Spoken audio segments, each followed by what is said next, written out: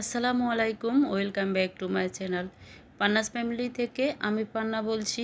সবাই কেমন আছেন? আশা করছি আল্লাহর অশেষ রহমতে সবাই পরিবার পরিজন নিয়ে বাচ্চা কাচ্চা নিয়ে ভালো আছেন, সুস্থ আছেন।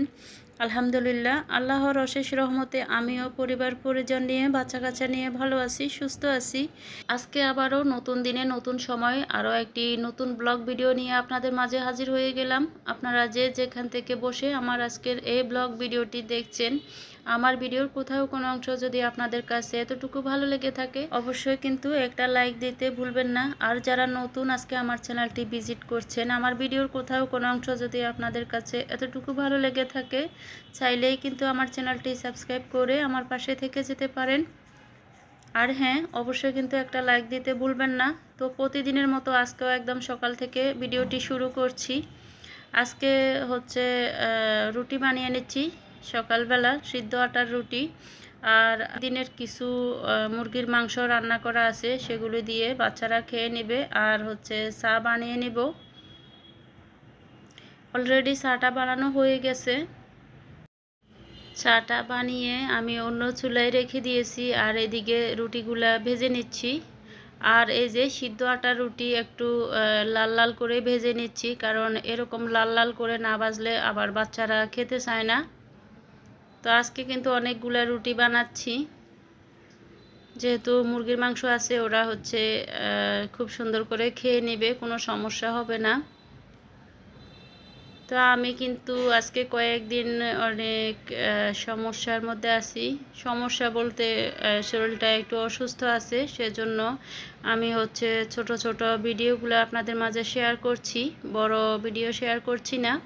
আমি আশা করছি আমার পুরো ভিডিও জুড়ে আপনারা আমার সঙ্গে থাকবেন। তো কথা বলতে বলতে আমার কিন্তু রুটিগুলা ভেজে নেওয়া হয়ে গেছে। আর হচ্ছে এখন ছেলেদেরকে খেতে দিয়ে দিব। তো নাস্তা পানি খেয়ে আমি হচ্ছে কিছু কাজকর্ম করে নেব ঘরের টুকিটাকি, সেগুলি আর আপনাদের সাথে শেয়ার করব না। একেবারে দুপুরের কি রান্না করতেছি না করতেছি ওইটা শেয়ার করব। তো এরই মধ্যে কিন্তু আমরা নাস্তা পানি খেয়ে আমি কাজগুলো সেরে নিলাম। আর এই যে দুপুর হয়ে গেছে, দুপুরে রান্নাটা করতেছি। আজকে হচ্ছে ছেলেরা বলতেছে চিকেন রোস্ট খাবে আর হচ্ছে পোলাও খাবে। তো সেজন্য ওদের জন্য চিকেন রোস্ট করতেছি। একদম সিম্পলভাবে আমি চিকেন রোস্টটা করতেছি।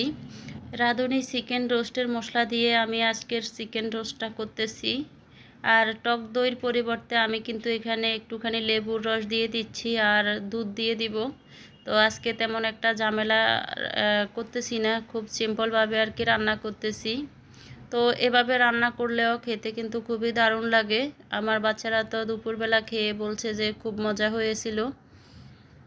তো আমি কিন্তু এভাবে রান্নাটা করতেছি, আর কখনো এরকম রান্না করি নাই, আজকে ফার্স্ট এরকম রান্না করতেছি। তো প্রথমে কিন্তু আমি সামান্য একটু দুধ দিয়েছি, আর এখন বাকি দুধটা দিয়ে দিব।